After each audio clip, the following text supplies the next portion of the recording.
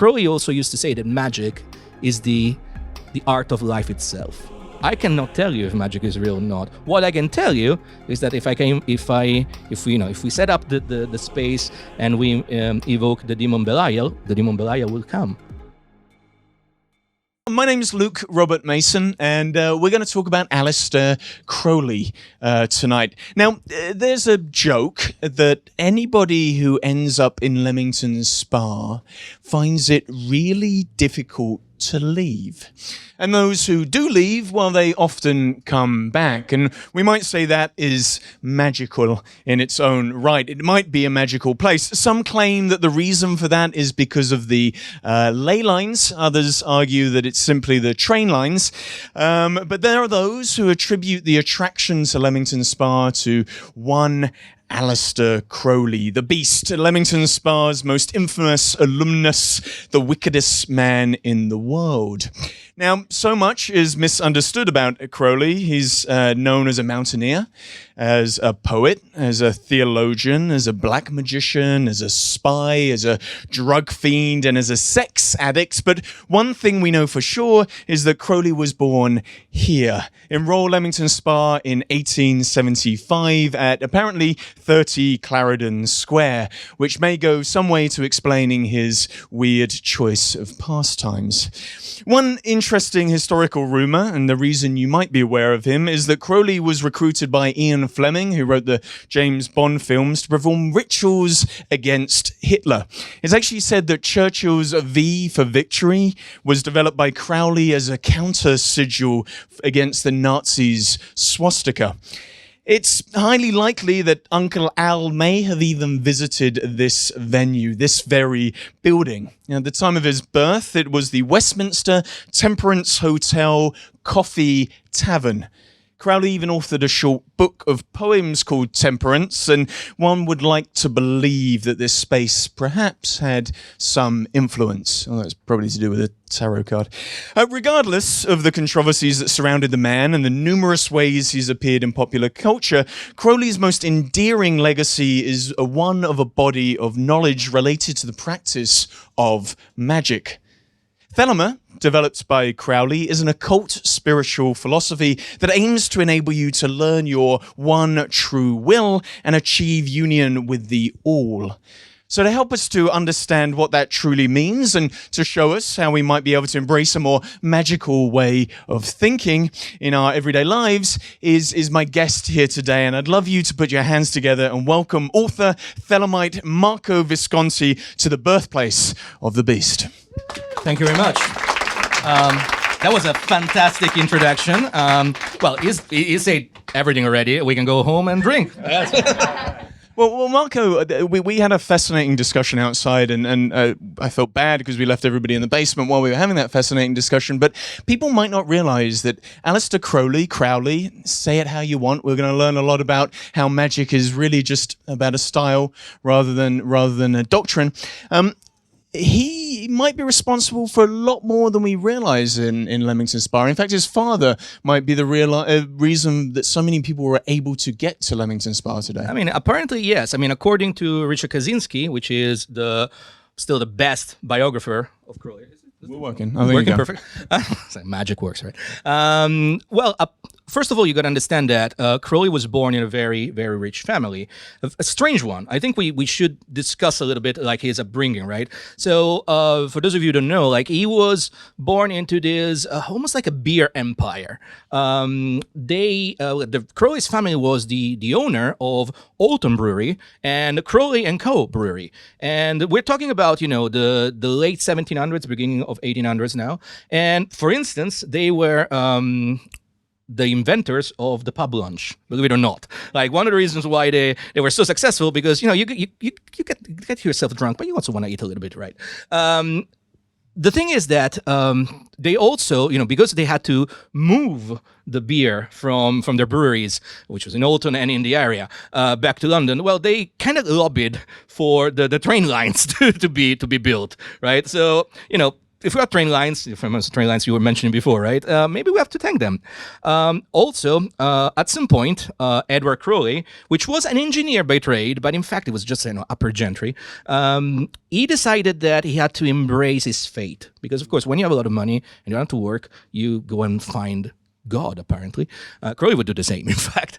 The thing with Edward Crowley is that he decided that God was found in a very exclusive cult, if you want to call it like that, called, the Exclusive Brethren, which was, an ultra-reactionary sect of the Plymouth Brethren. The kind of like religious figures that really believe that you should only read the Bible and nothing else. And all the answers come from the Bible. So he sells his stocks in the brewery, because, of course, drinking is bad, to his brother, and come over here to Leamington Spa right before Crowley was born, because here the Amsterdam company was building all the waterworks, and he thought it was be a very nice area to start a family, really. They wouldn't last here very long, though, because only 5 years they spent in Leamington Spa. By the time it was 1880, Crowley's sister Grace was born, but died almost immediately. And Crowley's mother was distraught, as you can imagine that, and they decided to move somewhere else. I don't remember exactly where. Eventually, they end up in London, though. I can tell you that. What else can I say? Well, there's this story about the few days before Crowley was born, in fact. So he was born on the 12th of October, 1875. Few days before, on the 8th of October, if you go and look, in the library, and you look for, paper clips, newspaper clips from the time, apparently, gale force winds happen here in Leamington. And, if you go to Clarendon Square, where they were born, somebody actually told me the kind of it's kind of like up rise, like it's not like on the level of the Leam, but apparently the house got flooded. So that's what happened when a great beast is born, apparently. So if the River Lem floods, contact all your friends who are currently pregnant, because they might be giving birth to the Antichrist or the beast. And Marco, in your mind, so there's so many of these different misconceptions and ideas of who Aleister Crowley, Uncle Al, was. But in your mind, who do you think he was? What is his lasting legacy? Crowley was a polymath. He was, by all means, a genius. He was a super, super keen mountaineer. He mounted expeditions all over the Alps, all over the Pennines, and he attempted to climb the K2. It wasn't successful, but he did attempt it before everybody else. He was very good friend with Oscar Heckenstein, which was a very famous mountaineer to this day. And he did all of this before he was 30, right? He was really, and at the same time, he was a poet. He was incredibly good chess player.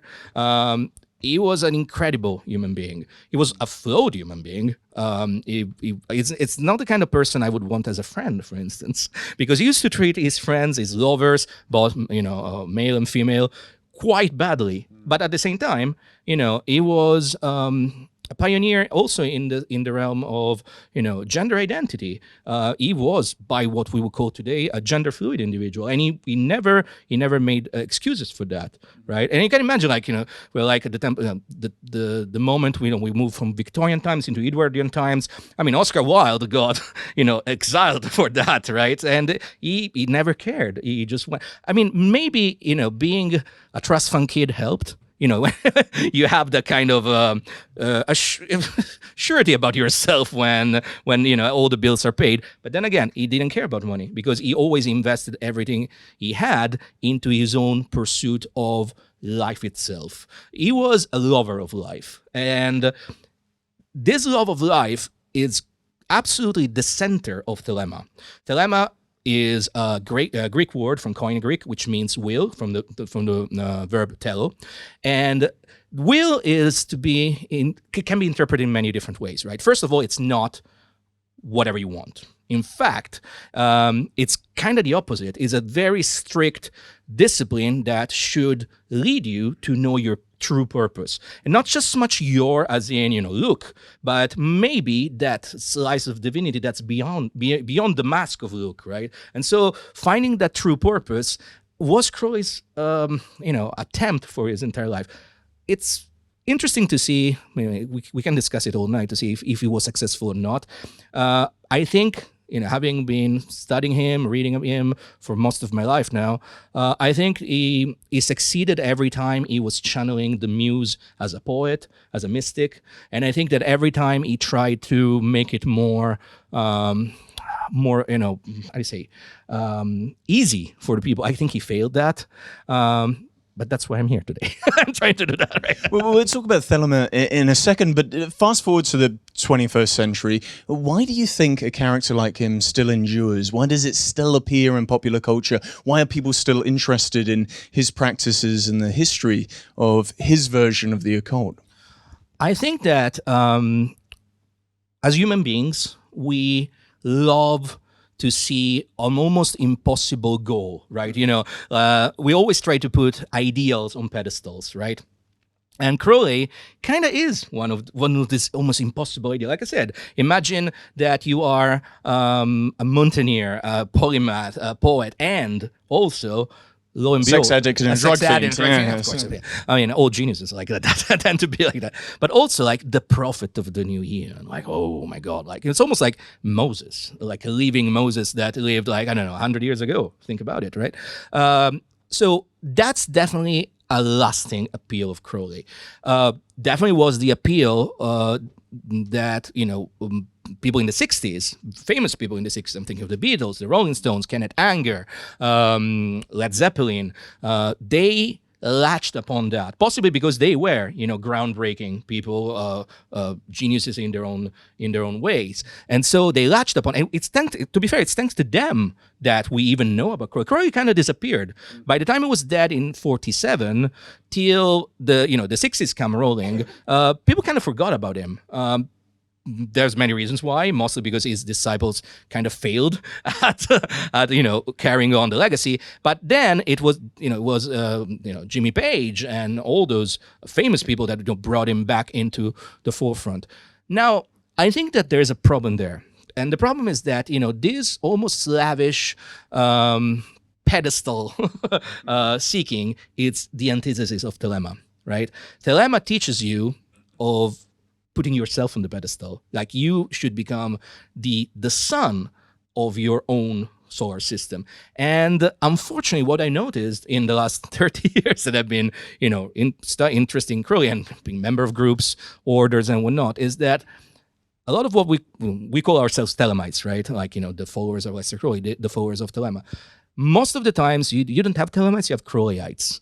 You know what I mean? Like, those who want to be him, as opposed to those who want to be the best version of themselves, find their own purpose. So in the 21st century, I think we still need this catalyst, a person like him that can be a catalyst of change. People can be inspired by what he wrote. People can be inspired by this very interesting life. Like I said, he had ups and downs, but he never relented. His magical name, the first one he took, was as an initiate of the Golden Dawn, was Perdurabo. Perdurabo is Latin for "I will endure till the end," and there's an interesting there, because if you see it as Perdurab 0, I will endure till the end, because in the end there's nothing to endure. So this is the idea of going through the very end of it. Unfortunately, if you want to become Crowley number 2, you're not going to do that. Sorry to anybody who came today hoping for that outcome. It's interesting that someone who originally founded so much of the occult as we understand it in the modern world became a cult in his own right, the cult of personality. But you were saying that he was this wonderful polymath, but he was also this contradiction. And do you think there's something interesting that we can all learn from being not just polymaths, but contradictions, living in that liminal space in between things and not trying to solidly define ourselves in life? I mean, absolutely. Crowley himself never tried to, be one thing, right? He definitely thought he had some what we call today mystical, religious, magical revelations, and he decided to put his trust into these revelations and follow them. But he always was a very, like you say, like a liminal character, right? He was embodying very characters. He was donning different masks at the same time. So I think that should be that should be the lesson, really, like that sort of almost like an alchemical fluidity about it, like the mercury of alchemy. This mystical element that moves through the world, but also binds the sulfur, binds the salt, creates the prima materia. I mean, that's a magician. Like really, literally, it is the nature of the magician being this multiform character. You bring up that word magician, bring up this idea of magic with a K, which is going to be very important. Anybody who came here thinking they were going to get card tricks, I apologize now. Although I'm terrible at that. Yeah, okay, no, you're not getting card tricks. But this idea of magic, I mean, I first encountered it through Robert Anton Wilson, the writings of Robert Anton Wilson, and I was introduced to Ra through Douglas Rushkoff, a mentor of mine, and Robert Anton Wilson had this beautiful phrase, which was, "I don't believe in anything, but I have my suspicions." And if you had to be a little suspicious for a second, would you say magic is real? What is real? Oh, forget the word magic. We're good with magic, but real is the word we want to interrogate. Okay, all right. So I think that, of course, that's the crux of the question, right? First of all, again, magic with the K. Magic with the K, it's a specific thing, right? I call it the tool of Thelema, in the sense that magic with the K and Thelema kind of go as, they go together. Magic with the K, if you don't know what we're talking about, you can think of it as a very unique blend of Western esoteric tradition and Eastern practices. So a magic with the K, so the system that Crowley put together, will teach you to breathe and visualize, and pretty much like yoga, okay? Pranayama, asana, dhyana, dharana, etc., all the 8 limbs of yoga, as per Patanjali, but also will teach you that those are, beats that you have to go through in order to find your own center and to expand your senses. By doing that, you can then truly engage with what most of you will think of magic, drawing a circle in the ground, and drawing a triangle, putting a mirror in it, and then chanting strange names, and then something will happen in there. Does this happen? Is it in my head? Is it outside? It doesn't matter, really. Crowley described magic as many different ways, right?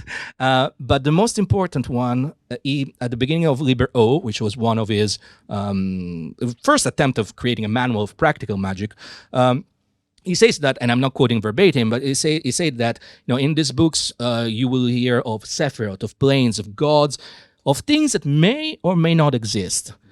Whether they exist or not is irrelevant. What important is that if you do certain things, certain results will happen. And he also insists on saying that the student is earnestly required not to put any objective validity in it.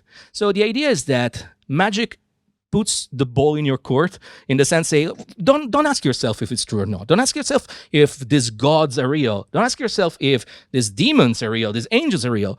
Is that you call them. If something answer, well, see what they have to say. Robert Anton Wilson was one of those at the forefront of what we nowadays call the psychological model of magic. And Crowley himself actually was flirting with it, because think about it, Crowley was, living in the same years of Carl Jung. And so, and as we know today, Carl Gustav Jung was an alchemist, really. I mean, the Red Book, the Black Books and the Red Book kind of proved that he was actually trying to make sense of this new, internal landscape that he found with the archetypes. He was trying to make sense of, to present them to the public in a way that public will accept them. But then he also, intimate to his foundation to never release the Red Book until like 50 years or so. We have the Red Book only for the last 20 years or something. And the Red Book, if you read it, it's alchemy. Like, it's straight up alchemy. It's visions. He speaks with this the Holy Guardian Angel, his Holy Guardian Angel, Ion. And it's very eerily similar to the experience of Crowley. The point is that Crowley at the time, we don't know if they two knew him, met ever, or got in touch, but Crowley was living in that space, and he was trying to get a little bit of that. So in Magic Enduring Practice, and in general, in everything that you can find, that he published for the public, sorry about that, like the Equinox, he was really pushing this idea of what he would call the scientific Illuminism, which sounds very interesting, right? But at the end of the day, really is like, okay, I'm not going to tell you if this is real or not. You do the experiments, and you keep a diary of these experiments and see what happens, right? So this is a long way to say that I cannot tell you if magic is real or not. What I can tell you is that if we set up the space and we evoke the demon Belial will come, and they will tell you something.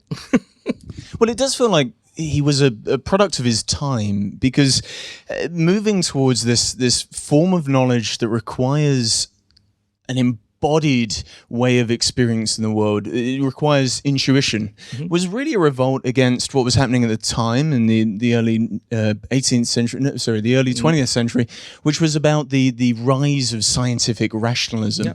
And it feels like you needed that alternative way in which to navigate the world. And we see it today.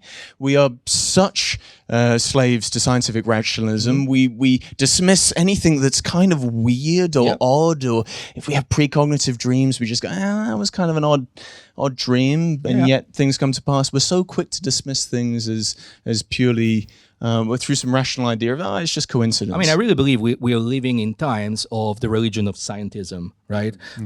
I would like to say something like very clear here.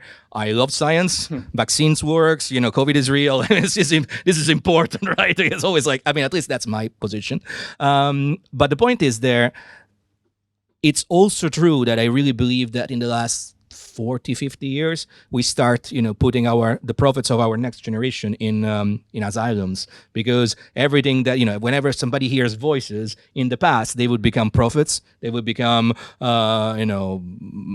magicians, it would be people that would actually be able to transliterate the liminal into the physical. And now we only know that it's just in your head, it's something that needs to be cured. Well, Crowley didn't go for that. Crowley actually said he definitely tried to present magic in a way that was more acceptable for the time.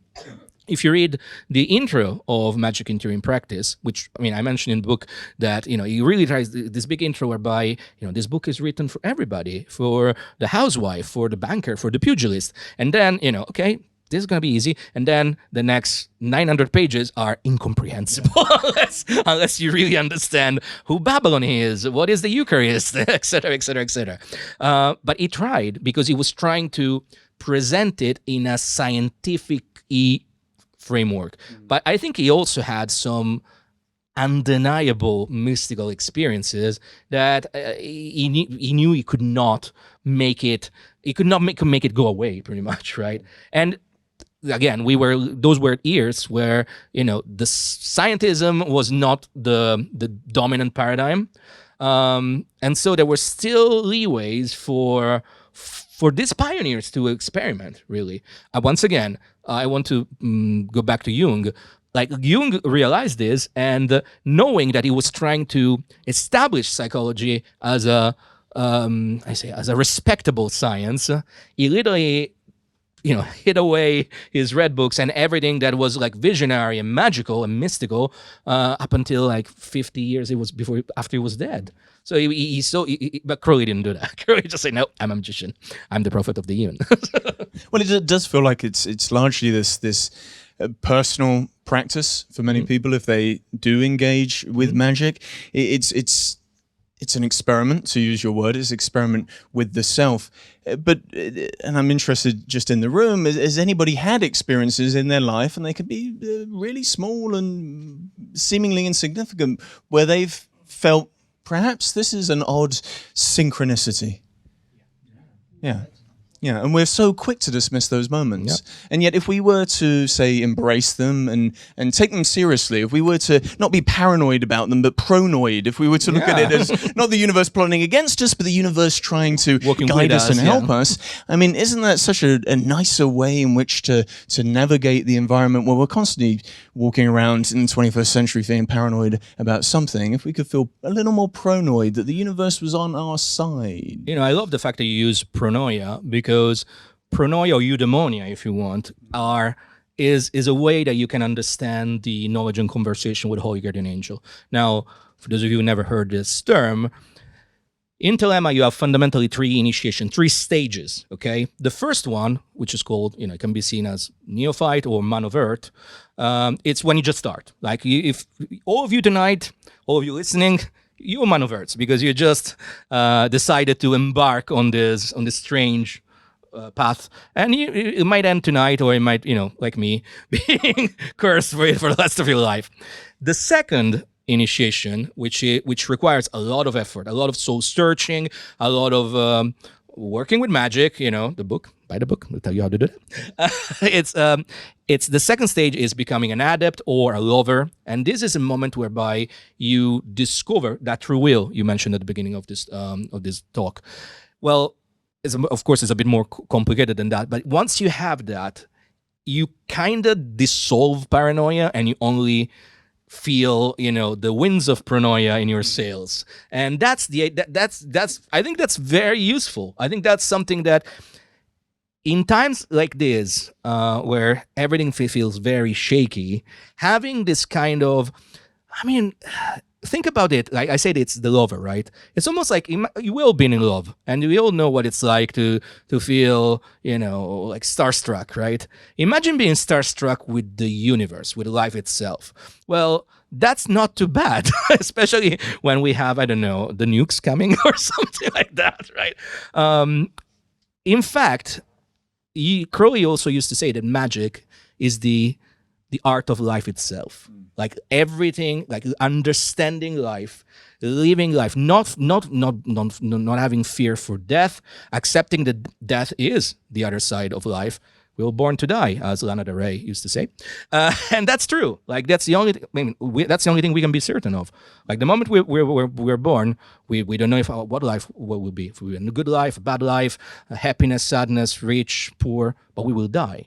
So we know it. It's why we're here. We're here to experience these life. So if we can do it with paranoia, if we can do it with this sort of almost like reckless, starstruck, approach, it's a better way of living it, and that's why magic is important. Well, we have that power. Maybe it's a magical power. Maybe you describe it as a magical power, but a power to choose the perspective through which we come to the world with. Yep. Wake up in the morning, you feel crummy, and you have a crummy day. Weird that. Or you wake up in the morning, you feel positive, and you have a great day. I would tell you, we don't know what follows what, but there's something that happened in the recent times as I would say, magical revivals are cyclical, right? In my life, I've seen two already. In the late 90s, early 2000s, and really now, the last few years. And every time there's a magical revival, every time, events like this can be possible, thank you for being here, there's also another thing that comes around. And that thing is that we want to believe it's easy. Right, like you say, we want to believe that we can just wake up in the morning and say you had a terrible week, like your boss is horrible, your relationship is crumbling, but we can just put a smile on. I think that's spiritual bypassing. I think we need, in fact, to engage with a series of practices that will almost like strip away our self-doubt, our delusions, and in order to find that center in us. Once you do that, and again, it's not easy. If anybody has ever engaged with yoga practices, you realize that at first it's very hard, but maybe a year down the line, well, you can do asana very well, all the positions, right? And I was never able to do that. Look at me. But the point is that you need a kind of dedication to the practices, to magic itself. It's not just like, I just want to feel good, because if you do that, I feel in fact that's almost counterintuitive. Like you're almost like going away from it, because you need to put yourself through. Alchemists would call it the athanor, which is the strange like furnace that it's perennial. It never stops, right? You have to go through the flames of the athanor in order to start the process, right? You can just see the athanor from there and say, yeah, that's a good athanor. How you doing? You can do that. Well, that's the key, that word practice, to actually not just do something, but do it multiple times, to have the repetition of those moments. And it was interesting on reading your book to realize that Thelemic Magick, it's largely about breathing. And yet breathing is one of those things we just forget to be aware of in our daily life. Absolutely. Our breath affects our comportment in so many ways. How many of you are not breathing right now? Everybody would say, oh no, I'm breathing because I'm alive. Well, think about every time you speak, right? Every time you speak, like now, right? It's almost like you don't breathe for a while. You get into apnea mode. And I want to believe that I always breathe. I don't do it all the time. But I really believe that, I really believe, I have the proof of having done this practice for a while, that when you start with that simple thing, like putting your awareness to the breathing, putting your awareness to the posture, these little things are the absolute fundamentals of magic. And again, it's something you have to put your attention to, because we tend to forget. It almost like, if I can say this, life will do everything it can to make you forget that you have to put your attention to life. I don't know if it makes sense, but that's something that I noticed, right? Like, it's almost, and I don't want to go Matrix-like, but kind of they got the idea from that. The idea that, you live somewhere else. It's not the strange stuff you hear in this day. Oh, no, you need to disconnect to the Matrix. No, it's not that. It's about, we tend to sleepwalk through life. We tend to sleepwalk to everything we do. Putting your attention to the basics, putting your attention to breathing right now. Let's breathe a lot. And out. Like, it's almost like you when you start doing it, and then you put all the other practices one after the other, you start to perceive yourself and your position into this game called life. I mean, the experience of incarnation in Sanskrit is literally game, lila. And so the idea is that, you see things in different ways. But I'll tell you, that's not all that magic there is. That's the beginning of it. There's other things you can do. Well, it does feel like a magical practice, what it's really there to do is increase your sensuality, to heighten the things that we have as innate human beings, the things that we discount every single day, our ability to tune into something, or, we're not here for nothing. Human consciousness is around for something. Jesus Christ, it better be. And I mean, it feels like that is a message that is so important in an age of technology, a technological age whereby we devalue what it means to be human because we believe that we can outsource whatever this human thing is to machines, robots, computers, or otherwise. And just knowing that the one thing that ChatGTP or some computer can't do is fucking breathe is the reason we'd want to preserve this magical thing called humanity. You know that just today I read on the Times I don't know if you know, a few days ago there was this thing that went out, like, let's stop the AI experience. Future Life Institute. Exactly. Yeah. Today, this guy called Jabrunski, he's got a strange name, Eliezer something. On the Times, is one of the guys that's been at the forefront of AI since the 2000s. He said something that actually made me think, and the thing he said, we shouldn't stop it for 6 months. We should just stop. Because what we're creating is an intelligence that is few steps away from being superhuman. And the moment it does that, it can email DNA samples to a lab that then create, like a body out of it, and then we're done. This is not dissimilar to what you find, all these ideas of being aware of who you're going to call. Like, in magic, you can call whatever you want. Like you said, we have human consciousness, but there's other consciousness out there. I mean, there's animal consciousness, right? But is there what I call ultra-terrestrial consciousness? We are consciousness that aggregates around bodies, right? We're physical. And our consciousness, which is somewhere, just aggregates around this flesh and bones. But we're not alone, right? There's something else out there. And what's happening right there is that possibly we are creating something, and I know we're really going places here, but we're creating something that possibly doesn't really care about life. I know you're interested in futures and all of that. So what do you think about that? So what made that so palatable to me was the neuroscientist David Eagleman. So David Eagleman has written multiple things about the human brain, and the one thing that he's always written is we don't really know what consciousness is or where consciousness sits. And he has this beautiful metaphor about prehistoric man finding a radio, an old style FM radio, and they pick up the radio and they shake the radio and they open up the back of the radio, they mess with the batteries, mess with the wires in the radio, and the voices in the radio change. So prehistoric man looks at the radio and thinks the things that I'm doing to that radio is the reason the voices change. They're not realizing that what they're actually doing is tuning the the radio, that it's tuning into differentiated frequencies. And Eagleman, who is, for want of a better, he's a hardcore neuroscientist, it goes, look, we got all these scans of the brain, but we don't know whether memory or consciousness is stored in the 3 pounds of grey gloop. And if it was stored in the 3 pounds of grey gloop, the processing power needed to actually run this thing called consciousness is so crazy that your brain would explode. So perhaps the human brain is not a computer, it's not a storage device, but maybe it's more like an antenna. Maybe it's tuning into something that's out there, a collective consciousness. And he goes further, he talks about memory. So, for example, the memory of when you walked into Temperance today. That is such a visceral and clear memory for so many people. And to say that it's a stored memory, one that exists somewhere amongst the neurons, is kind of hard to admit. But the idea that you can actually tune in to that moment, not in time, but in space, i.e. the moment of you walking into Temperance is happening simultaneously right now, and all that memory is our ability to tune into moments in space, not times, time being the subjective reality that we are experiencing right now, the belief that we exist in the present and that the future hasn't been created and the past is going to be destroyed.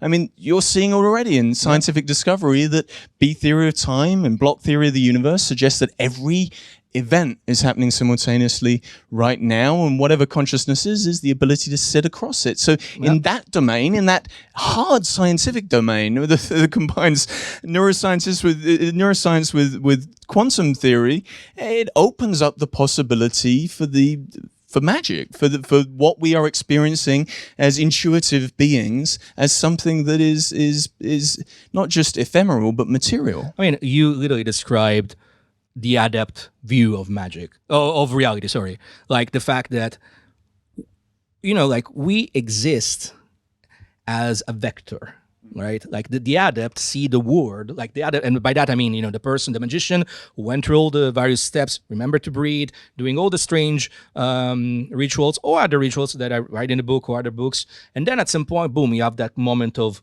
gnosis where you see yourself in that state of eudaimonia we discussed before, right?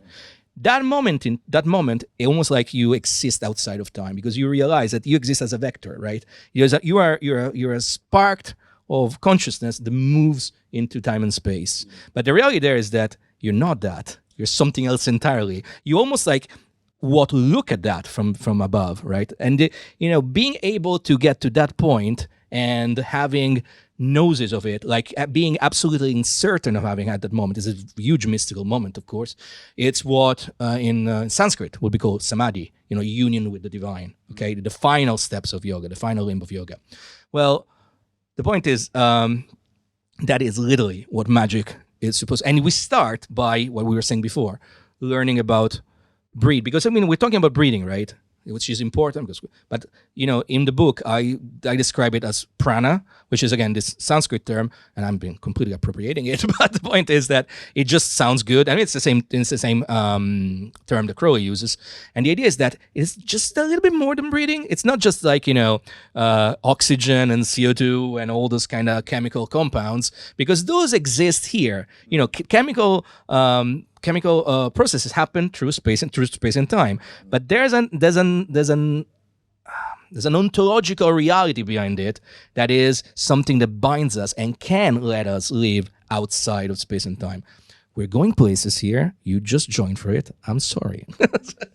Well, there is a thing about, breathing can get you high. It's a free ride. Absolutely. There are practices, and you outline some in the book, that recenter you inside of your body. You suddenly realize, I'm not just a brain that's got this transportation network that happens to be the body. The body is actually kind of important to how the brain feels. Yeah, absolutely. Because as long as we have this body, we need to make sense of it. Can we move beyond that? Possibly, but that's maybe for the second book.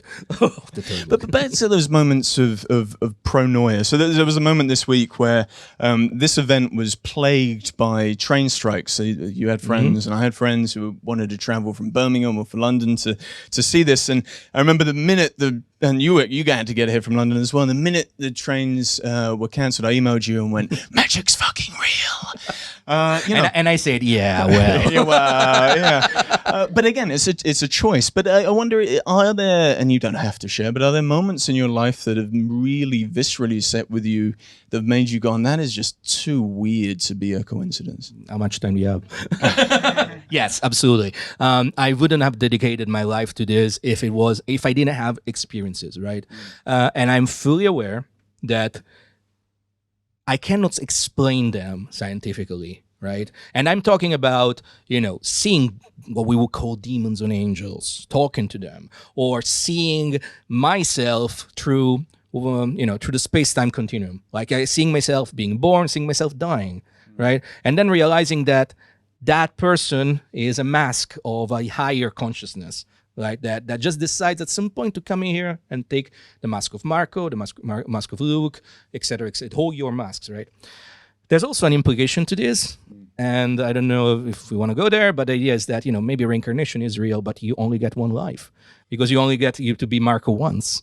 You only go back to be the boss, and then the boss comes back as Luke, comes back as Christina, comes back as whoever, right? So that's, again, why Crowley insisted that you got to make this life work. I mean, all his constant look for hedonism and sensuality was because, and this is something that's very important in Thelema. Like, you have to live beautifully, you have to live greatly, you have to experience everything, because you got one life, but you also reincarnate. The problem is that you are not you.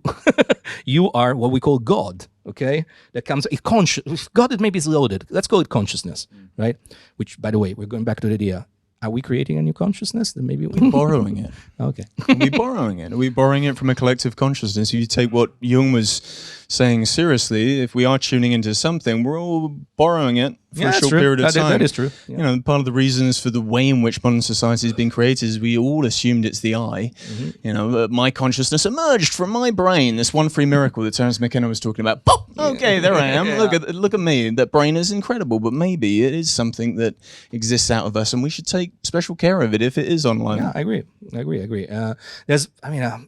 Sadly, we don't have anything to show. There's a meme that goes around, which is beautiful. You see like a lot of blackness, and then this blackness puts in front of it a mask, and from the mask you see, I don't know, in the meme there's like a garden. That's about it, right? This is exactly what's happening right now. Once again, you see it when you think about it, because you can never pinpoint yourself in time, right?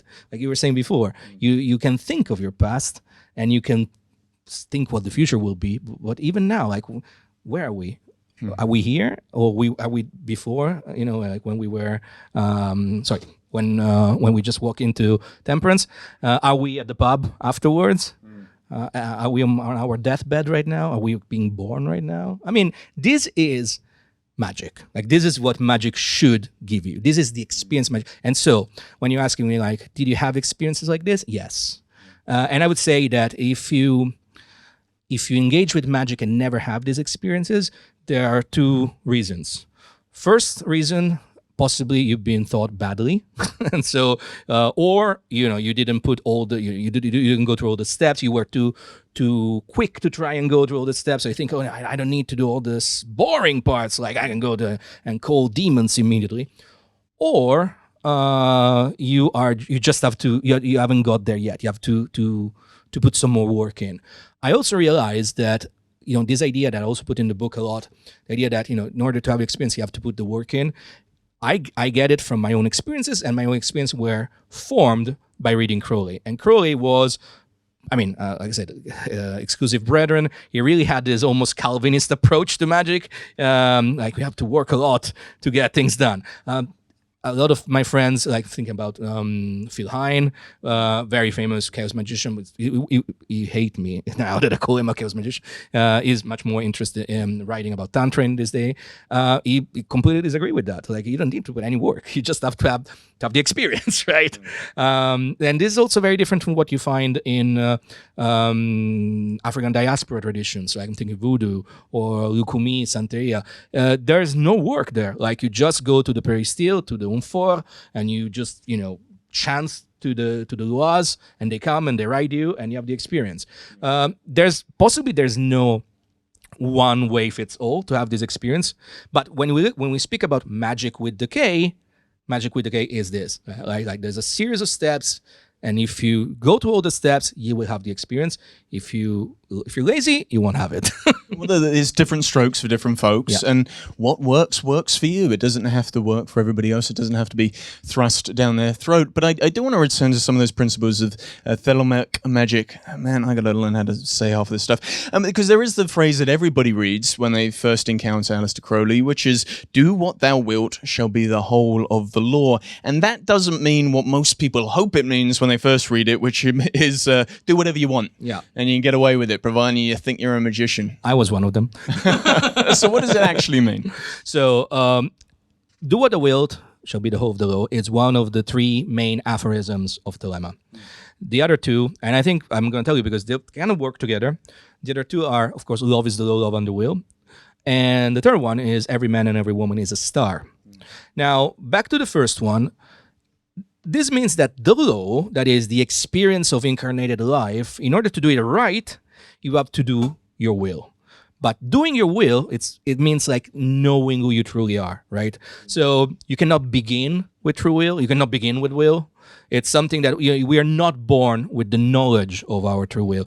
Maybe some will be facilitated to that. Magic really is akin to being a musician, playing guitar. Okay, everybody can play guitar, and if you put a lot of hours in, you'll be a great guitarist, right? But it's undeniable that some people will be talented, and some people will. I mean, I've been a guitarist for 30 years. I still cannot sweep pick to save my life. I'm really bad at that. I mean, but then I put a lot of hours in, and I can play Megadeth, which is kind of difficult, to be fair. But the point being is that. I remember my first guitar player, which was a guy who was 5 years younger than me. I was 18, the guy was like 13, and he could sweep pick like a motherfucker. And I was like, wow. Because there is some talent about it. It's undeniable. But at the same time, magic is the birthright of humanity. Discovering your true will is the birthright of humanity. Everybody can discover it. This also means that it's a process of transformation, right? I use the term alchemy a lot. I think that alchemy and magic with the K kind of are the same thing, really. It means that everything you think your will is at the beginning of your process, it's not. It's absolutely not. I remember, when I had my moment with true will, I did a very complex, long ritual called the Abramelin ritual. And it was like in the summer of 99. It was like before going to university. At the time, I didn't have to pay anything. I was like, I'm going to do it in 6 months. I'm going to be a magician. And something did happen there. And believe it or not, at the time, I was like completely like, I spent my teenage year listening to metal, listening to goth, but being, no tattoos, no piercings, nothing. I'm gonna be very square. I come from an upper middle class family, so it's like I'm gonna be very like good guy. And then I got this experience in '99, and lo and behold, the next time I had a mohawk, piercings everywhere. I don't have piercings anywhere. I was full of piercing in my face. Tattoos, you can still see some of them. And I've been a goth musician for 15 years after that because I found one thing that, I found the vector of my life there.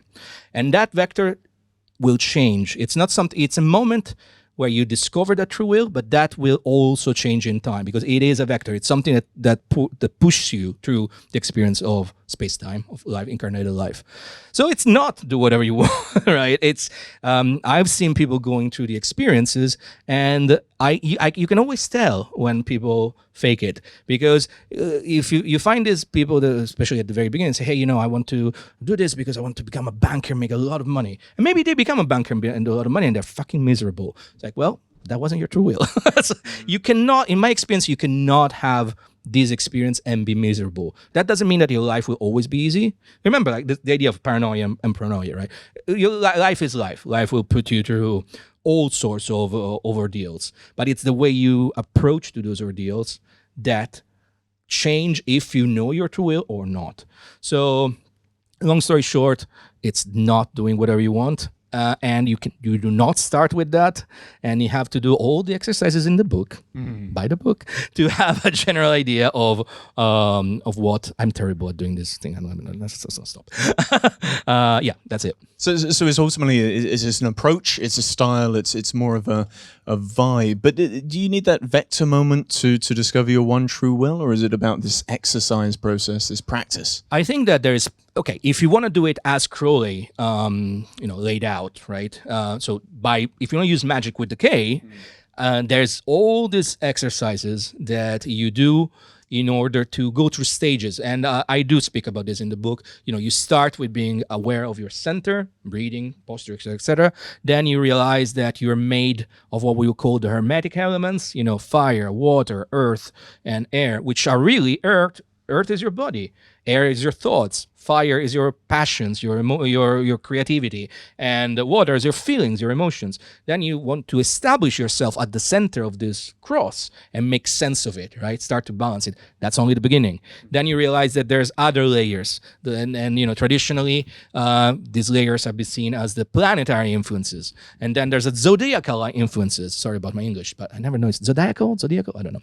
I'm Italian, and then you go through the stages to the point whereby you almost create a perfect vessel for this vector moment to happen.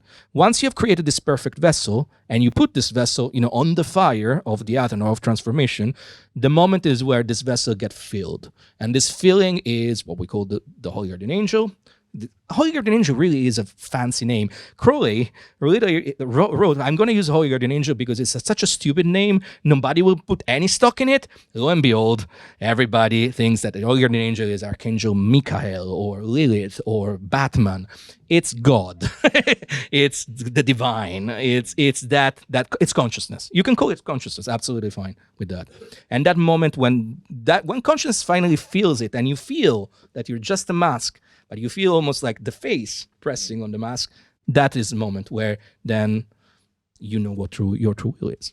Yeah, this word practice is not just a bunch of practices, but doing it over and over again. I mean, the fact that it's hard. Sorry, it's going to be difficult if you want to engage with some of this stuff.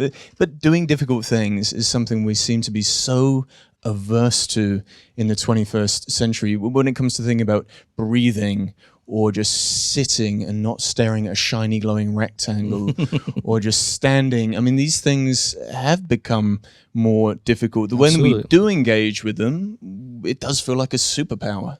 I don't know if you've ever been to any sort of spiritual retreat of any kind. Right? The Vipassana meditation for the 10 days of silent meditation, that will freak you the fuck exactly. out. You realize you really do talk to yourself. By the end of the 6th day, you think you are conversing with an alien called Lamb because your voice in the head is so loud because you can't stare at a shiny glowing rectangle or get away from those feelings of craving or aversion to certain feelings. And you have to sit with it, man. And the reality there is that it's always been difficult, right? Now we have, of course, the shine triangles, right? And humanity's attention has always been fought for by the external world, right? I do believe we live in times where, maybe there's too much of that.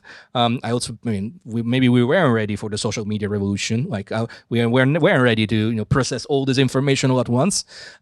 But, if you read Crowley, if you read Paracelsus, 500 years before Crowley, they all say everybody's lazy, everybody is doing other things as opposed to staying with. Because as you said, it's kind of scary when the voice inside of you starts to talk back. And again, we live in times where if you speak out, maybe you're going to get pills for that and in order to silence it. Now, the trick is when the voice starts to talk back, magic does give you tools, and these tools is the idea of externalize it. You remember when I was speaking about angels, demons, spirits? Philip K. Dick thought he was conversing with aliens. Robert Anton Wilson, serious aliens. Yeah, of course, absolutely. Serious. There's a lot of other artists, and I'm not going to out them, artists and musicians who thought that their inspiration, divine inspiration, came from elsewhere. Absolutely. I think that that's always there. The ultra-terrestrial is always there. One thing that magic can help, and this is a more advanced thing, I don't speak about this in the book because it's more advanced. You can give it a form, right? You can give it a form, and that's the moment where you go and evoke angels and demons, or the genius loci, the spirit of the place, or aliens, right? I mean, what are aliens? Aliens are consciousness, right? Like if you look at the history of folklore of fairy, and then you see, okay, the encounter of the fairy happens, I don't know, in somewhere, and you get spirited away, and you come back, and a lot of time has passed. Oh, look at that! It's the same story of being abducted by a UFO.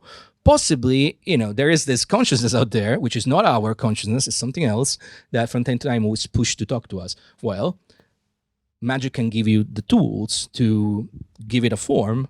And so instead of talking with the voice in yourself, it can be scary. You can give it something external.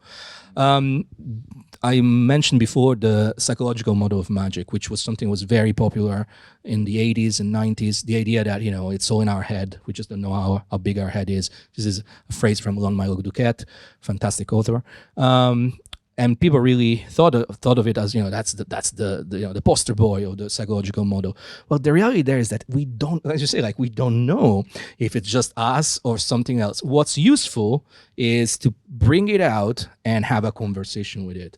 Because again, whenever you, one moment that I've seen a lot of people that attempted magic, did all the various steps and got to the point where they could evoke something.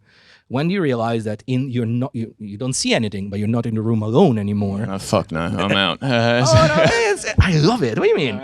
I have a lot of friends at home.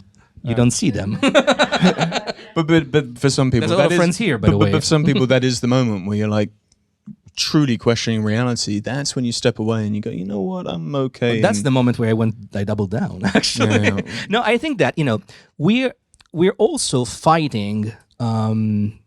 What I would say, 2,000 years of monotheistic religion conditioning, right? The idea that we are not good enough to talk to God, because God is so away from us and so better than us and so divine, and we should always have a cast of priests that talk to God for us, or whenever we see it, we should fear God. You should love God because you are God. I mean, that's the reality of that. So the moment whereby you call a spirit and the spirit talk, how can you be afraid of it? It's either it's part of you, or it's something that wants to talk to you. Imagine that you meet me in like today when we first met, right? You didn't know who I was. Right, you never saw me in the flesh before. Imagine that you say hi and you say, "Hi, fuck you. What do you want?" I mean, would you want to do that to spirits? Why? No, why? Instead, the much better approach is that, first of all, if you get to that stage, you kind of wanted to go there. There are some exceptions. Maybe we're going to talk about that now. But then, when you have the answer, when the specs back, invite them, talk to them. It's also true that from time to time, these things can happen on their own. Right. This is where one of my teachers, this guy called Michael Berthiaud, in the United States, he wrote a lot of strange things, and he wrote something called the Bad UFO versus the Good UFO experience. And he insists on the idea that a lot of people have traumatic experience of in contacting with the other. It's because they weren't ready for it. Right. So it happened because at some point, this other consciousness presented itself into their space and into their body, physical space and mental space, and they were not ready for it, and they saw it as traumatic, invasive, etc., etc. But if you use tools that have been there forever, and again, magic is just one. You can do meditation. You can do various kinds of, animist practice, religion practices, but like positive religious practices, as opposed to, if you don't go to church, God is going to hate you, right? Well, it means that whenever the other presents to you, maybe you will still be shocked, but you will not feel threatened by it. You will not feel overwhelmed by it. I will be honest with you all. This is my experience. I've seen it happen to me. I've seen it happen to others. A lot of people don't agree with me. one is the guy who wrote the foreword of my book, Peter Levenda. Peter Levenda is a very good friend, fantastic author. He has the view that it's not just all happiness out there. Consciousness can be malicious. And I mean, he's very involved in the UFO community. He's writing books with Tom DeLonge and To the Stars Academy. And he kind of believe that, there might be evil. I don't know, like strange. I mean, but then again, like you were saying before, if everybody can have their own opinions. It's not my experience, though. Maybe I've been lucky. Was where the metaphysical becomes a material. So when you're talking about aliens, and you can correct me if I'm wrong, you're not talking about little green men, you're just talking about experiences that you can't necessarily explain, of conversing with something that may have the image and likeness of what we traditionally conceive to be little green men or little I mean, greys. also the reality there is that there's a lot of discussion going on in those parts of spirituality, like, are the aliens little green men that come here with spaceship, or is consciousness that takes form? The reality is that, as usual, we don't know. The answer is always we don't know, because this is not stuff that can be, for the moment, it cannot be quantized in any way. Yeah. It could be both, right? It could be little green men, or it could be consciousness coming down. But then it feels like the game is to stay agnostic. It could be something, it could be nothing. Yeah, absolutely. But the ability to live in that ambiguity is the power, or the superpower that you need, that you can access through practices. Yeah. Practices. I mean, you mentioned liminality, and liminal spaces are so popular right now. But it is true. It's always been the liminal spaces have always been like the ecology of the shaman, right? The one that lives between the civilized world and the wilderness, and he acts as a vector again between what's out there and what's here. And usually, to become a shaman, you have to go through a lot of work. You have to have a lot of like soul searching, a lot of different. I mean, shamans actually put themselves in harm's way and try all the way for the wilderness to kill them. And so, if they survived, they would be okay. They could speak with spirits. But this is it. Like the magician lives in the liminal. The magician in the tarot, this is something I like to say all the time because it's good. The magician on the tarot, another word for it, the original word for it is le battleur. And le battleur is the juggler. And the juggler really, what does he juggle? He juggles reality itself. He juggles everything that can be and everything that cannot be. He doesn't think about it too much. He doesn't care about it, but he keeps going. He keeps throwing things in the air so that, that game, that lila of life can keep going. I don't make sense. That makes weirdly enough, that makes complete sense. We're all going to turn you into jugglers. So there's no card tricks, but everybody gets 3 balls, and let's see how you get on. But those balls represent reality. I want to bring it back to terrestrial before we end too much up there with the aliens. I want to bring it back to terrestrial reality. Do you think to some degree magical practice is a reconnection with nature? We feel as human beings so alienated from the environment that we are part of. We see human beings as something separate from nature. We don't see it as part of nature. And through engaging in these practices, do you think there can be a heightened awareness of the way in which we have a relational experience with things like nature? I say things. I mean, thing is a loaded word as well. But no, I agree with you 100%. Absolutely. Magic will put you in the center of your own universe. And by that means like you will have the ability to recognize the universe for what it is. And so the fact that, there is an ecology of souls out there which exists both in the physical and in the spiritual, but the physical should never be forgotten. And so the idea of like becoming more aware of the fact that we're killing the earth, for instance, or the fact that, living in cities has a lot of great things. I mean, I'm a city boy. I tried to live in Glastonbury for a year. It failed miserably. But the point is that at the same time, going away from cities and understanding that life exists in what we call nature, right? Literally, it's fundamental. If magic doesn't give you a heightened understanding of your surroundings, and maybe doesn't force you from time to time literally to live your concrete block behind and go back for just a walk in the park helps, right? That it doesn't have to be I'm gonna go and trek on K2 like Crowley did, but it's like it's undeniable that magic does enable that connection. And of course, we've seen how that is also a way that humanity likes that, because if one of the things that one of the most successful magical expressions of the last 20, 40 years is nature religions. I'm thinking about Wicca, witchcraft, right? You wouldn't believe how many people I know that struggle with magic, but they will have a full moon ritual, because I feel like everybody feel that connection with nature, and then it's almost like magic is it's a bit too much for some of them, but they cannot deny the fact that they started something, they called for something, and that something answered, and the first time you find it is in the streams, is in the forest, is in the flowers. And I'm sounding like a hippie here, but hey, it's true.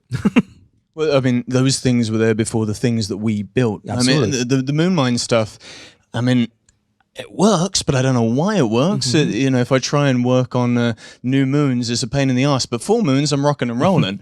And I don't know whether it's neurotransmitters in the brain being affected by the moon, or if it's just the fact that because I'm not killing myself on the new moons trying to work, that on the or maybe it's on the full all these moons things that at I'm once, more productive, or it's all the things at once. I think I think if we have to have an answer, it's a cop out, right? But hey, a lot of magic is a cop out, because a lot of magic exists outside our overthinking. Like as humans, we want to put things into neat little boxes, right? But magic forces you to smash those boxes. And then it could be useful to bring them back. Once again, in the book, the first 2 chapters is me telling you that you must memorize 20 pages of correspondences. Yeah, nobody's going to do that. I tried. Come on. But the point is that those are the little boxes, right? You start from that because it's something you can understand. Almost like secret. I try to convince you that you can put things in boxes, and then by the second half of the book, it's like, well, that doesn't matter. But it is the human nature of trying to box everything.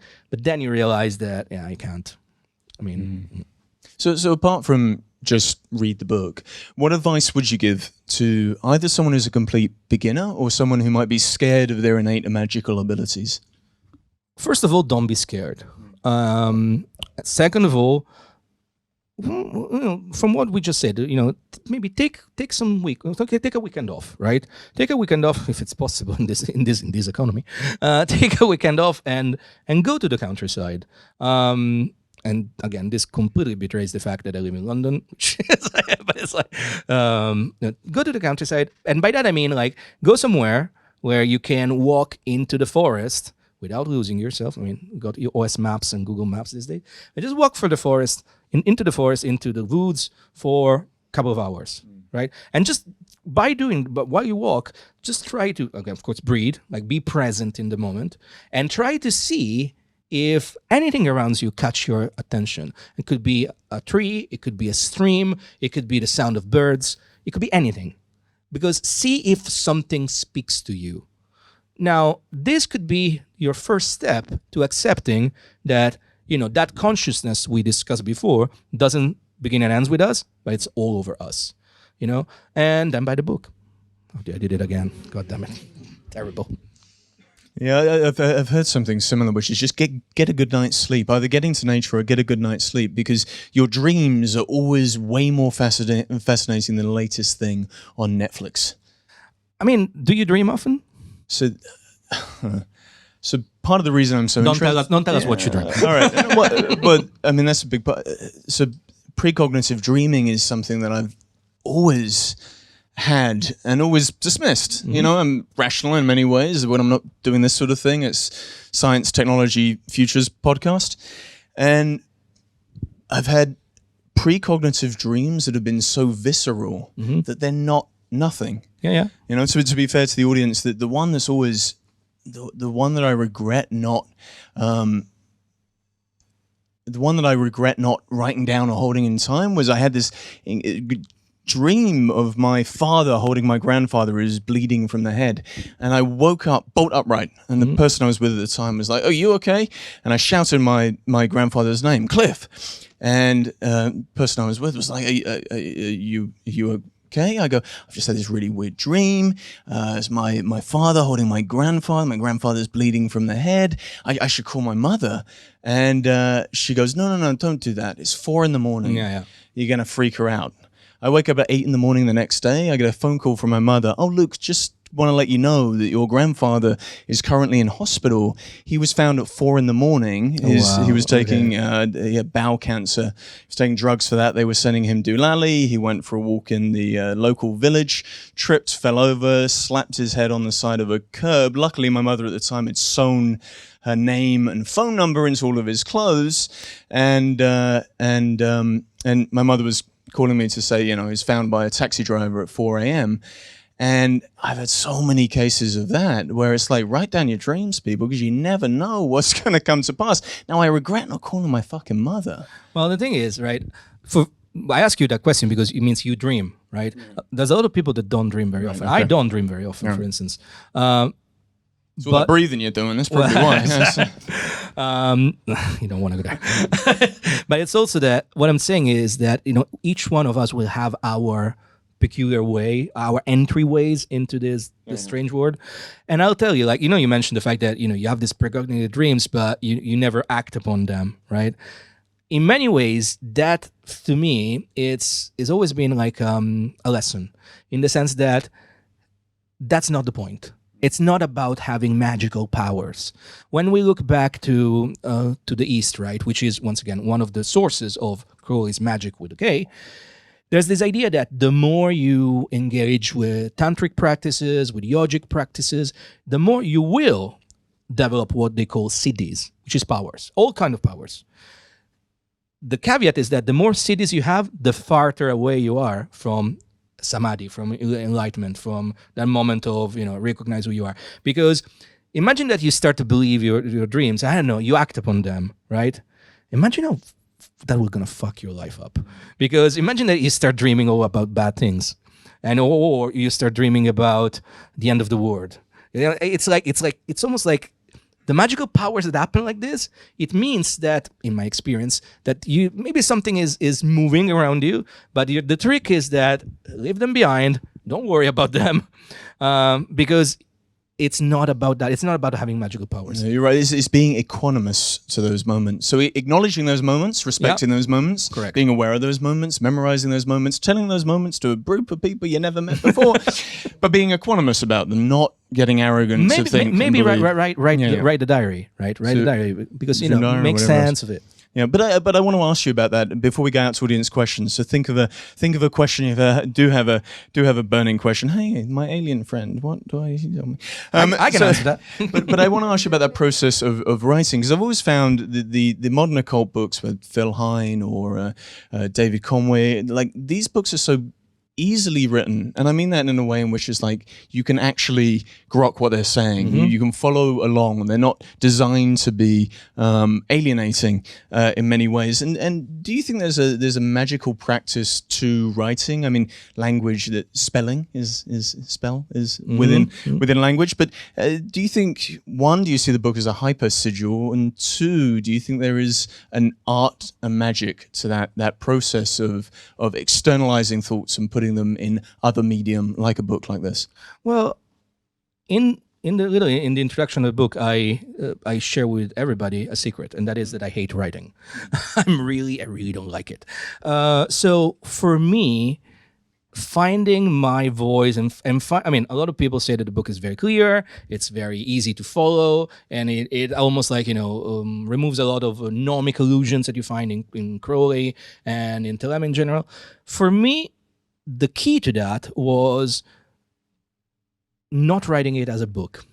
All that was actually came out of the direct experience I had as a magical teacher online during COVID, right? I never had the idea of putting everything in a book, right? I was writing it for a group of people. We started with 12, 2 of them are here. Hello. We started with 12. We ended up with almost 300 people at the height of the pandemic. And then now we're around 200 or something like that. And it was just people trying to make sense of the end times. And we were all stuck, in front of computers. Zoom was a thing. Okay. And so I was trying to speak my experience, right? So if you ask me a question, like, is there a method to the madness? Well, for me, the method was don't think about the book. Don't have, in many ways, I mean, this is something that maybe Crowley can come along as well, because another thing that Crowley really insisted on is that in order for magic to work, you must not have lust of result. That is, you need to do it for the sake of doing it. You don't have to do it because something will happen. And that's how the book came together. Like, by the end, by the time Watkins contacted me, I was like, well, do you have a book? It's like, oh, look at that. I almost have 300 pages written. So that's, I think, how the book became something that's clear, right?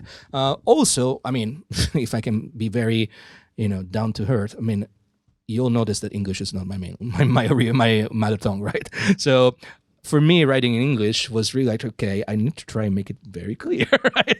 So I guess that's the idea. Really, is the spell is about not thinking it. It's about doing it. It's about like go.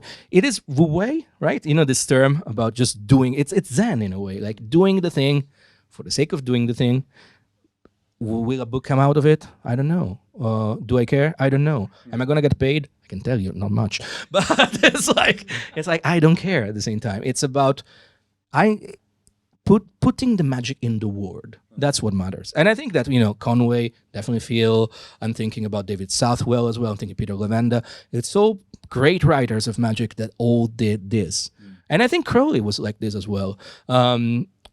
Remember that we think of Crowley being very difficult to understand because it's almost like we're reading our proto-boomer grandfather writing, right? It's like, I mean, the man died 30 years before I was born. Yeah, exact. So, of course, it was, his prose doesn't make sense to us, but at the time it did. And at the time, he was able to, he didn't care about making money. He didn't care about, leaving a legacy. He only cared about, I think, at least, to just give this tool to the world. And that is the spell in itself. It's the spell of creation. Abracadabra. Well, we're gonna cast some more spells from audience questions, and I'm gonna warn you: a question is a thing that ends in a question mark. You're more than welcome to make statements to our author afterwards in the bar. If you buy him a drink, you can make a long statement and buy him 2 drinks. But if there are any burning questions, I'd love to have a couple of minutes of those. Can I ask? Oh, sorry. Just here first, and then I'll come to you. I read a book recently called Girls Against God, and one thing that she's saying in it is that she finds that in her magic, in her love of black metal and everything else, it's kind of spitting in the face of God. She wants to reject God. And Crowley obviously came from a very religious background. How would you respond to the idea that magic is an attempt to spit in the face of God and to assert human significance, to say that I matter and I am God, in a need to kind of assert some sort of significance that we might not otherwise have? That was the reason why I started doing magic myself, right? Like, I was born in Rome, and I was baptized by Pope John Paul II. You can imagine what family I come from, and I was like, yeah, that's not gonna be me. So when I was 12 in 1990, I discovered Crowley, and I was like, oh, look at this guy. He did that. I'm gonna do that as well. So I think that this is a very good way. It's a very good first impetus. Okay, like let's say. But again, think about that as well. Which God are we really talking about? We're not talking about the God we talk about tonight, consciousness, the divine. We're talking about a specific version of it, which maybe comes not so much from Jesus, but from the people who came after him, that created the religion and the Vatican, and what Philip K. Dick would call the empire, right? This idea, this oppressive idea that puts you away from the center of creation and become just. So in many ways, the antinomian approach of spitting in front of God, I mean, let's fucking do it all the time. But that's the beginning. Like, I think that if you start your magical practice like that, that's fine. If 5 years into your magical practice you're still there, I think you haven't grown much. And right now, I can tell you, I don't hate God. I am God. That sounds interesting. Well, we all are, so don't get arrogant. There's a question just here. Can I ask, what does your meditation practice look like, and how does it interact with magic? So most of my practices at this point is what would you call shunyata meditation, so meditating on void, on the absence of everything. Because Thelema is a non-dual practice. It is not immediately obvious. It's very well hidden, in plain sight, right? It's something that I mentioned briefly in the book, but it's really something that you realize as you go deeper into practices and you move from magical practices, which is, again, a way of making sense of this incarnated experience, into having a glimpse of true reality, of ontological reality. And in Thelema, ontological reality is something that's called Nuit, which is the infinite expansive potentiality of consciousness. And that is the zero. It's not the one, it's the zero. And it's interesting because it's a bit more complex than this, in fact. But back to your question, and so I don't derail too much, because as you can imagine, I can derail a lot. The idea is that right now my meditation practice is non-dual sunyata style meditation, like meditating on the nothing, but not in a nihilistic way, like I don't exist, I should die. It's more about I'm here, but I aspire to be the absolute zero.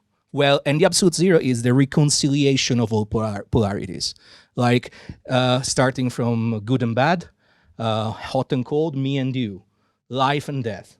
The reconciliation of that point of nothingness is true reality. So that's fun times. Any other questions at all? Kind of killed it. Look at that. Just here. Castaneda, it seems to me that there's strong parallels between what Crowley's saying and what Castaneda says.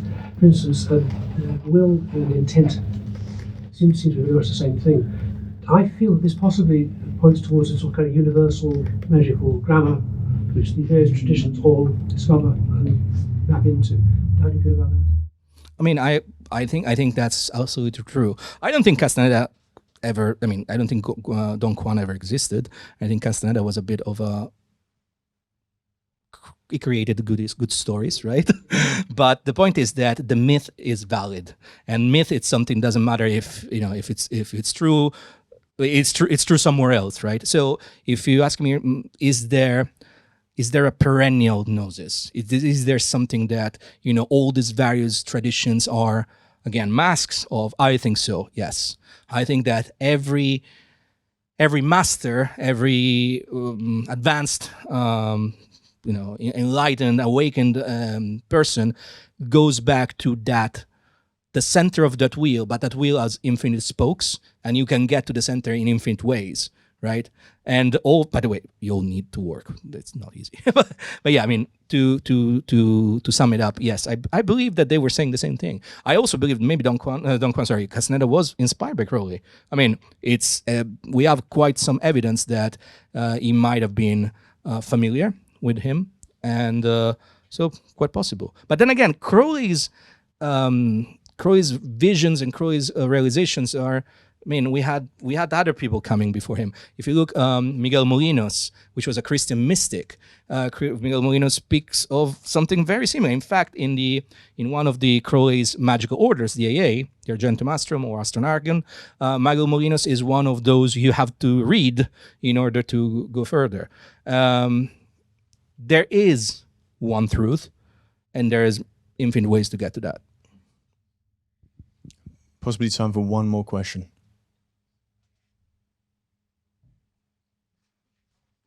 Yes, just here. No, No, there was. Yeah.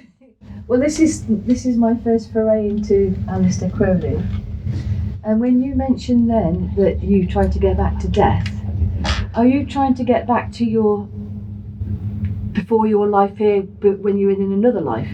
Is that what you mean? No. Sorry. I mean that I exist only in life, right? Marco Visconti, it's something that exists only through life. And life is a vector of space and time, okay? Incarnated experience. Death is the other side of the experience. And through death, we all go back to the source. So the idea is that we all reincarnate because there's only one consciousness that reincarnates all the time, which is God. This is the same idea of the interplay between Shiva and Shakti. There's only one perspective, and the perspective is that of Shiva. All of us are Shiva, or in Thelemic terms, Hadith, coming back again and again into this life. And of course, being a godlike consciousness, it can come at all the time in many different ways. But the reality there is that whenever we incarnate, we have that life as Marco, as Luke, as Andrew, and then when it's over, it's over. But the thing is that how can, then, you know, for instance, like somebody once asked me, well, how do you reconcile the fact that I remember my previous lives, or Crowley remembered his previous lives? Well, what is remembering, right? You remember surely when you were born, but where is that person? Where is that you as a little child? So what we remember as previous lives are something else remembering another life, which they experienced as, I don't know, Cleopatra or Julius Caesar. By the way, so many Cleopatras out there. Well, So, I mean, So I hope that answered the question. I'm very bad at trying to explain mystical stuff because I don't understand them very well myself. I'm trying. Did you see one more question? She had a question. Please. Do you think we could be on the edge of, like, collectively, the species on the edge of, like, greater awareness of this kind of thing? You should ask that to an optimist. I'm not. I think that it's undeniable that there has been almost like great Resurgence? yeah, yeah, exactly. And but I also think this is cyclical. This happens in time because, once again, the experience of incarnated life is cyclical because this God, this consciousness, likes to play this game and comes back and again and again. So possibly we're definitely more. We're talking about this, like, again, look where we are tonight. This place is full. Thank you for showing up, by the way. And it's like, it's amazing we can have this. This wasn't possible 20 years ago, right? It's amazing. But is this like, do I believe that we're getting to the 5D consciousness? I don't know. I first of all, I don't know. Second of all, I think that this is actually cyclical, right? There's one thing that I really like to think. I'm maybe going to leave you with this. There's this this novel by Arthur C. Clarke called Childhood's End. If you want to read it, because it basically, without spoilers, at some point the aliens arrive and they are really interesting because they tell you, we're going to make your life amazing, but we are in charge and you cannot do anything because we're so much better than you. And then something funny happens. So I leave you like, if you, that's something that I think it could happen pretty much. Well, we don't have 5D consciousness yet, but we do have witch talk. So that's the closest thing. Is it the closest thing? To, yeah, we're screwed. Well, I want to ask you the final question, I guess, Marco. You've spoken about these things. We've spoken about these practices of engaging, of experimenting, of observing, and I think the important word is doing. So what is your, I guess, final message for this audience who may have been either triggered or slightly interested by tonight's conversation? Well, should I do that? Well, there's a book that tells you. Selling the bloody book. And there's an amazing discount as well. Exactly. I know. Seriously, what I would suggest to you all is that if tonight's chats have been of interest, remember that all you need to do to go deeper into yourself is just to start doing it. You really don't need to buy the book. You really don't need to do anything. You just have to learn to accept the possibility that there's incredible vistas out there for you to discover, and you just have to start doing it. So who knew that we could fit so many gods into one basement in Leamington Spa? But we did it tonight. I hope we've given you the tools to juggle with reality. And it does feel like occasionally any space can become a magical space with enough intention. And I hope we've done a little bit of that for some of you tonight. Marco's books are available for purchase upstairs at a heavy discount. If you're wondering why the prices are weird, because he's weird. No, it's £6.66. Some of you in the audience are automatically going to get that. The book is priced slightly weird because if you buy a ticket and a book, it adds up to £18.75. Crowley was born in 1875. Magic is real and so is spelling. So I just want, on that note, for you to realize the bar is open. I think it's open till 11 p.m. So do drink with us. Do ask Marco lots of wild questions about the aliens that you've seen in the past week. And on that wonderful note, I want to thank you for being here. Please put your hands together and thank the wonderful Marco Visconti. Thank you, for his everyone. time today. Thank you very much.